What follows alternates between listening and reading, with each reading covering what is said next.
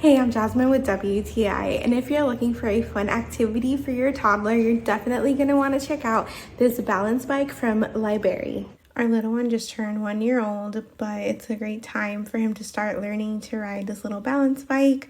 He is barely just getting the hang of it, but he does like to hang out on it, even if it's to watch TV, and he can get on and off really easily. This bike is super stable, so it gives me some confidence when he's using the bike, although I do always keep a close eye on him just in case. The bike is really well made. It turns really great. That's probably my favorite thing about the bike is how well it turns. The wheels are super smooth and the seat is very cushiony and it's nice and big to help them balance even better.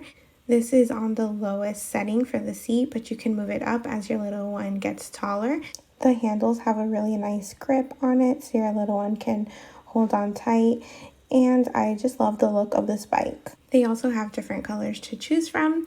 So far, our little one is really enjoying learning how to use this balance bike. So if you're in the market for your little one's next toy, definitely check out this balance bike from Liberry. Your little one is going to have so much fun on it, and that's my point of view.